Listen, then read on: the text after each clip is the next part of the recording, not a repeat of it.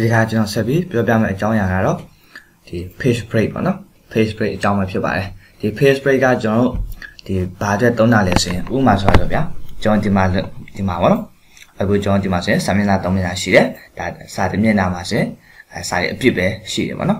โอเคဒီမှာဆိုရင်ပြီးတော့ကျွန်တော်ဒီမှာဆိုရင်စာပိုက်တစ်ပိုက်ချင်းဒီမှာသူတို့နဲ့သက်ဆိုင်တဲ့ကောင်းစီလေးကျွန်တော်ရေးထားရပါတော့ဆိုတော့ကျွန်တော်ဒီ page break ကိုမပြောပြခင်ကျွန်တော်ရဲ့စာပိုက်မူလပုံစံတိုင်းကျွန်တော်ပြန်သွားမယ်ပေါ့နော်အဲဆိုတော့ကျွန်တော်အနောက်ကိုပြန်ဆုပ်မယ်ပေါ့အဲ့လိုပြန်ဆုပ်မယ်အခါကျရင်ကျွန်တော်ကအနောက်ပြန်ဆုပ်ကြည့်ဒီကျွန်တော် quick access toolbar မှာရှိတဲ့ဒီဒီ icon တွေပေါ့နော်ဒီအများကြီးကျွန်တော်က undo လို့ခေါ်တယ်undo လေးကိုကျွန်တော်ချက်လေးကျွန်တော်ရဲ့မူလစာမျက်နှာရတဲ့ပုံစံတိုင်းပြန်သွားမယ်ပေါ့နော်ဆိုတော့ရပြီဆိုရင်โอเคလာပြီဆိုတော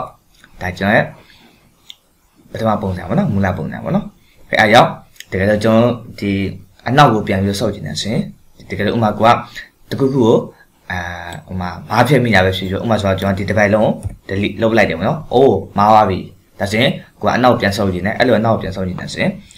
ဒီ undo လေးကိုပြန်နေလိုက်တယ်ဒါဆိုရင်ပျောက်သွားတဲ့စာပိုက်ကပြန်ပြီးတော့ပေါ်လာလိမ့်မယ်။ Okay နော်။ဟုတ်ပြီဒါဆိုရင်အခုကျွန်တော်ပြောမယ့်အကြောင်းအရာက page break ပေါ့နော်။ဒါဆို page break ကဥမာဆိုတော့ကျွန်တော် page break ကိုပုံမှန်သွားပြီးတော့ဝင်ပြင်လို့ရရဆိုရင်ဒီ layout ထဲမှာပဲဒီ break ဆိုတဲ့ဟာမှာပေါ့နော်။ဒီမှာ page ဆိုတဲ့ဟာလေးရှိတယ်ဒါလေးပါဒီအောင်လေးကိုကျွန်တော်သုံးပါပါဥပမာဆိုတော့ကျွန်တော်ဒီမှာဆိုစာမျက်နှာ3မျက်နှာရှိတယ်ဒီမှာစာတစ်ပိုက်ချင်းဒီမှာသူတို့နဲ့သက်ဆိုင်တဲ့ခေါင်းစဉ်လေးတွေရှိတယ်ပေါ့နော်အဲ့မှာဆိုရင်ကျွန်တော်ကကျွန်တော်ပထမစာပိုက်ပေါ့ကျွန်တော်ပထမစာပိုက်ကိုကျွန်တော်ကဒီ working with image ဆိုရဲအထိပဲကျွန်တော်ထားခြင်းတယ်ပေါ့ဘယ်ကနေစပြီးတော့ကျန်တဲ့ဟာရောနောက်ထပ် page တစ်ခုကိုသွားစေခြင်းနဲ့ဆိုရင်ဒီ more option in what ဒီ mono option in what ဆိုတဲ့ဟာလေးကိုကျွန်တော်က mono option in what ဆိုတဲ့ဟာလေးကိုကျွန်တော်ကအောက်ကိုကြားချင်တာအဲ့လိုအောက်ကိုကြားချင်တာဆိုရင်ကျွန်တော်ကတကယ်လို့ page break ကိုမသုံးတယ်လို့ဆိုရင်အောက်ချခြင်းဘာနဲ့ပဲခောက်ဆင်းရမှာလဲဆိုတော့ enter ကိုသုံးရမယ်ဒါဆိုရင်အများကြီးတွေအချက်တွေအများကြီးတွေခောက်ရလိမ့်မယ်ဒီဟာကနီလန်းအမှန်မဟုတ်ပါဘူးเนาะမရဘူးလားဆိုတော့ရတယ်တခုခုကိုကမဖြစ်အောင်လုပ်ရမယ်ဆိုရင်ဘယ်သူမှဆိုတော့ဒ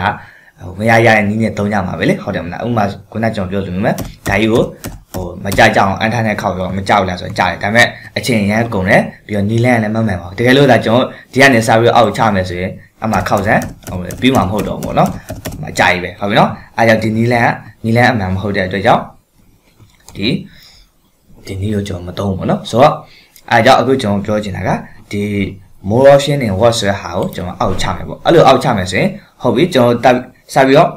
့အောက်ချမယ်စာပိုက်ဖြစ်စာကြောင်းဖြစ်ဖြစ်အရှိမကျွန်တော်ကာဆယ်ချမယ်ပြီးရင်ဒီ layout ထဲကိုလာမယ်ပြီးမှ breaks ကိုဝင်မယ်အဲ့မှာ page ဆိုတဲ့ဟာလေးကျွန်တော်ရွေးလိုက်ပြီ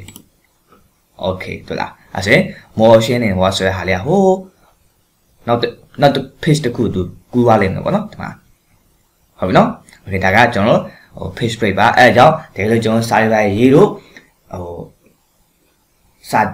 တစ်ခုကိုတခြားစာမျက်နှာတစ်မျက်နှာကိုကျသွားခြင်းနဲ့ဆိုရင်ကျွန်တော်အန်ထားနဲ့ဆင်းတာမျိုးကျွန်တော်မသုံးပါဘူးဘာလို့သုံးပါလဲအခုကျွန်တော်ပြောပြတဲ့ page break ကိုသုံးမယ်ပေါ့နော်ပြီးတော့အဲ့ page break ကိုသုံးတဲ့ shortcut key ရှိပါသေးတယ်ကျွန်တော်အဲ့ဒါကိုလုပ်ပြမယ်ပေါ့နော်အဲ့ဒါကိုကျွန်တော်နောက်ထပ် page 2ကနေကျွန်တော်ပြန်လုပ်ပြမယ်ဥပမာဆိုတော့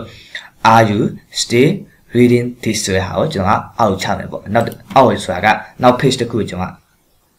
ပို့မယ်ပေါ့နော်အဲ့လိုပို့မှဆိုရင်အဲ့ဒီ page break ရဲ့ shortcut key ရပါလဲဆိုရင် control ရဲ့ enter ရပါကျွန်တော်ဒီမှာ control ဖြစ်လိုက်ပြီပြီးကျွန်တော်အန်ထားခောက်လိုက်ပြီဒါဆိုရင်ဒီ are you still reading this ဆိုတဲ့ဟာလေးကနောက် page တစ်ခုရောက်သွားပြီပေါ့နော်ပြီးတော့အမှကျွန်တော်ဟိုအရင်ကသင်ခန်းစာမှာပြောပြခဲ့တဲ့ကျွန်တော်ဒီ height ဆိုတဲ့ဟာလေးနဲ့ဒီကျွန်တော်ပြန်ဖော်ကြည့်မယ်ပေါ့နော်ဒါဆိုဒီနေရာလေးဆိုဒီမှာကျွန်တော်ဘာလို့ပြလဲဆိုရင် page break လို့သူပြောတယ်ဒီမှာ page break လို့သူပြောတယ်ဒါဆိုဒီနေရာလေးကအများကြီးလုပ်မယ်ပေါ့နော်ဒါကြိုက်တယ်လို့ကျွန်တော်တောက်ရပါတယ်ဥပမာကျွန်တော်တစ်ခုအနည်းဆုံးပြောမယ်ဆိုရင်များသောအားဖြင့်ကကျွန်တော်ကဥမာစာအုပ်ထုတ်တဲ့လူတွေပေါ့နော်စာအုပ်ထုတ်တဲ့လူကများသောအားဖြင့်ဒီပထမစာရွက်ဆိုရင်ဒီလိုအကြောင်းအရာမျိုးသူရေးလေရေးတာမရှိဘူးအဲ့လိုခါကျတကယ်လို့ကိုကရေးခဲ့မိတယ်ဆိုရင်ဒီစာရွက်တရက်ကိုကျွန်တော်က blank ပြန်ထားခြင်းတာပေါ့အဲ့လို blank ပြန်ထားခြင်းတယ်ဆိုရင်ဒီစာအစကနေအဆုံးထိကိုကနောက်တစ်မျက်နှာသွားခြင်းတယ်ဆိုရင်အဲ့လို page break ကိုမသုံးတဲ့လို့ဆိုရင်ခုနကကျွန်တော်ပြောတဲ့အတိုင်းပဲเนาะဒီ enter နဲ့ပဲဆင်းရလိမ့်မယ်ဒါကြီးကအရန်ကိုအချိန်စားတယ်အဲဒါကြောင့်ကျွန်တော်ဒီလောက်ကြီးအချိန်မပေးနိုင်ဘူးဆိုတော့ဒီကောင်ကိုကျွန်တော်နောက်တစ်မျက်နှာသွားခြင်းနဲ့ဆိုရင်ခုနကကျွန်တော်ပြောတဲ့ page break ရဲ့ shortcut လေးဖြစ်တဲ့ shortcut key လေးဖြစ်တဲ့ control key ရဲ့ enter key ကိုတွဲနေပေးပါနော်ဆိုတော့ဒါဆိုရင်နောက်တစ်မျက်နှာရောက်လာပြီဒါဆိုရင်ဒီအပေါ်ကစာမျက်နှာရဲ့အတွက်သူ plan ဖြစ်နေလိမ့်မယ် okay နော် okay အဲဒါဆိုရင်အားလုံးနားလည်မယ်လို့ကျွန်တော်ပြောလိမ့်ပါတယ်ဒီသင်ခန်းစာမှာတော့အဓိကကျွန်တော်တို့ဘာအကြောင်းအရာကိုအဓိကသိစေချင်တာလဲဆိုရင် page break အကြောင်းပါ page break ဆိုတာကဘာလို့တာလဲဆိုရင်စာပိုက်တို့နောက်ထပ်စာမျက်နှာတစ်မျက်နှာကိုအဲ့လိုကျွန်တော်ပို့ချင်တယ်ဆိုရင်အန်ထားခောက်တာမျိုးတွေနဲ့တွားတာမဟုတ်ဘဲနဲ့နီလန်းအမှန်နဲ့တွားတာကိုကျွန်တော် page break လို့ခေါ်ပါတယ်အားကြောင့်ဒီတင်ခန်းစာကိုနားလည်မယ်လို့ပြောနေပါတယ်ပြီးရင်ဒါကိုကွာကိုပြန်ပြီးတော့လေ့ကျင့်ကြည့်ပါကျွန်တော်လေ့ကျင့်မှသာလေပုံမှုပြီးတော့ကျွမ်းကျင်လာမယ်ပေါ့နော်အားကြောင့်လေ့ကျင့်ဖို့အရင်ကြီးကြည့်ပါတယ်โอเคဒီဗီဒီယိုရဲ့လေးရတော့ဒီလောက်ပါပဲကျွန်တော်တို့နောက်ထပ်သင်ခန်းစာတွေကြာမှပြန်ပြီးတော့တွေ့ကြတာပေါ့ဗျာ